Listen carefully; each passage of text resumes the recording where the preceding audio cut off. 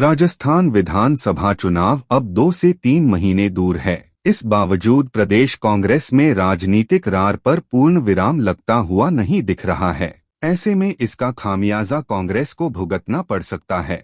यही पहलू राजस्थान में तेजी से मजबूत होते दिख रही बीजेपी के लिए राजनीतिक संजीवनी का काम कर सकता है। 8 जुलाई को सचिन पायलट का जो बयान आया था, उससे लगने लग रहा था कि अब पायलट को चुनाव तक गहलोत से कोई समस्या नहीं है। उन्होंने 8 जुलाई को कहा था कि आगामी चुनाव में पार्टी के सभी नेता एकजुट होकर लड़ेंगे और सामूहिक नेतृत्व ही चुनाव में आगे बढ़ने का एकमात्र रास्ता है। ऐसा माना जा रहा था कि सचिन पायलट के इस बयान से कांग्रेस के शीर्ष नेतृत्व के साथ ही अशोक गहलोत को भी राहत की सांस मिली होगी। हालांकि अशोक गहलोत ने जयपुर में पार्टी के लोकसभा पर्यवेक्षकों और राजस्थान प्रदेश कांग्रेस कमेटी की राजनीतिक मामलों की समिति की बैठक में 11 अगस्त को जो कुछ कहा, उससे ऐसा लगता है कि अभी भी उनके और पायलट के बीच सब कुछ ठीक नहीं है। उस बैठक में सचिन पायलट भी मौजूद थे।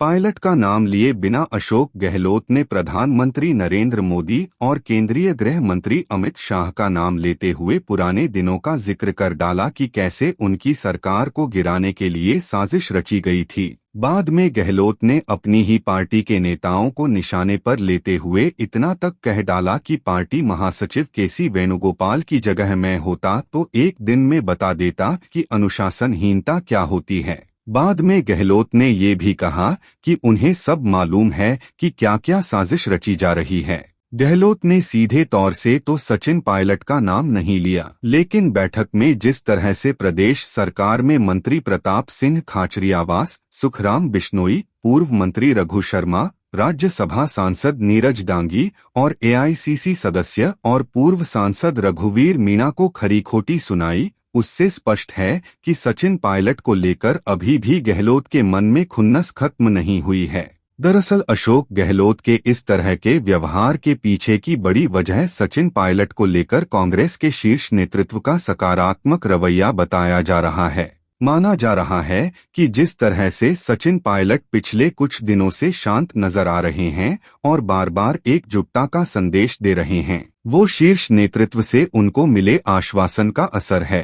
राजस्थान में कांग्रेस के वरिष्ठ चुनाव पर्यवेक्षक मधुसूदन मिस्त्री और प्रदेश में पॉलिटिकल अफेयर्स कमेटी के चेयरमैन सुखजिंदर सिंह रंधावा के साथ मिलकर कांग्रेस महासचिव केसी वेणुगोपाल राजस्थान विधानसभा चुनाव की तैयारियों को अंतिम रूप देने में जुटे हैं। इसमें सबसे प्रमुख मुद्दा है सीटों का बंटवारा। सुखजिंदर सिंह रंधावा कह भी चुके हैं कि उम्मीदवारों की पहली सूची सितंबर के आखिर या अक्टूबर के पहले हफ्ते में आने की संभावना है। अशोक गहलोत का ये कहना कि हमारी सरकार को 2 बार गिराने की कोशिश की गई है और ये चुनाव में मुद्दा रहेगा, एक तरह से बीजेपी के साथ ही सचिन पायलट पर भी निशाना था। इसके जरिए अशोक गहलोत ने पार्टी में बगावती बीज बोने के लिए अप्रत्यक्ष तौर से सचिन पायलट प्रकरण को याद दिलाने की कोशिश की। इसे अशोक गहलोत के दबाव बनाने की रणनीति का हिस्सा भी कहा जा सकता है। अभी कांग्रेस शीर्ष नेतृत्व की ओर से यही कहा जा रहा है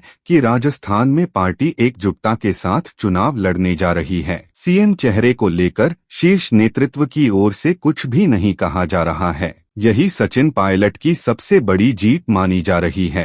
अब अशोक गहलोत और सचिन पायलट दोनों ही चाहेंगे कि टिकटों के बंटवारे में ज्यादा से ज्यादा उनके समर्थकों को तरजीह मिले। चुनाव नतीजों के बाद अगर कांग्रेस सत्ता बरकरार रखने में कामयाब होती है तो मुख्यमंत्री पद को लेकर यही फैक्टर निर्णायक साबित होने वाला है।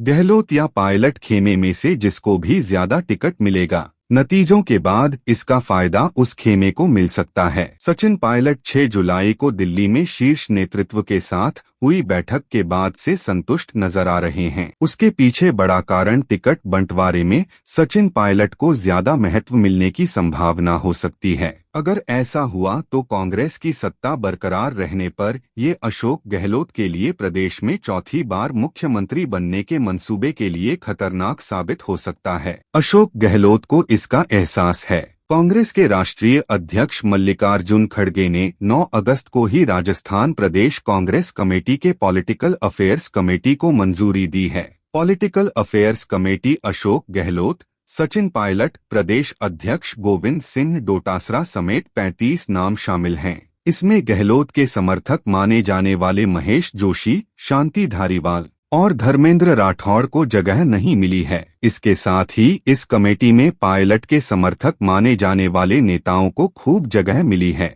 अब 72 साल के अशोक गहलोत को डर सता रहा है कि अगर सचिन पायलट के समर्थकों को ज्यादा टिकट मिल गया और उनमें से ज्यादा लोगों को जीत मिल गई तो ये एक तरह से उनके राजनीतिक भविष्य के अंत की शुरुआत हो सकती है।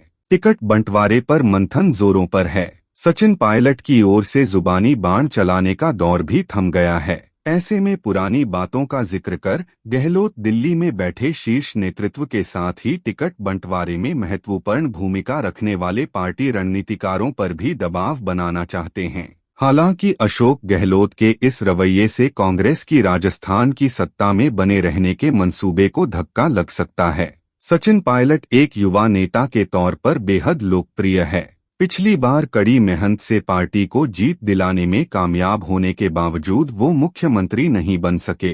अशोक गहलोत के खिलाफ पिछले 4 साल में लगातार मुखर रहने के बावजूद अंत तक उन्होंने जिस संयम का परिचय दिया है, ये उनकी राजनीतिक परिपक्वता को ही दिखाता है। भले ही अशोक गहलोत अपनी कुर्सी बचाने में लगातार सफल होते गए, लेकिन इस दरमियान सचिन पायलट राजस्थान में और भी मजबूत नेता बनकर उभरे हैं। उनकी छवि एक सुलझे हुए नेता की बनते गई। प्रदेश के आम लोगों के बीच पायलट को लेकर इस तरह का भी परसेप्शन बना है कि उनके साथ पिछले 3 साल में उप मुख्यमंत्री पद से हटने के बाद पार्टी ने सही व्यवहार नहीं किया है। इसके लिए वहां का एक बड़ा तबका अशोक गहलोत के अड़ियल रवैये को जिम्मेदार मानता है। अशोक गहलोत और सचिन पायलट के बीच तनातनी के प्रकरण में प्रदेश की जनता पर पायलट की छवि को लेकर सकारात्मक असर पड़ा है। पूरा प्रकरण अशोक गहलोत के लिए कुर्सी बचाने के लिहाज से तो फायदेमंद रहा, लेकिन राज्य में गहलोत की छवि अब उस तरह से नहीं रह गई है।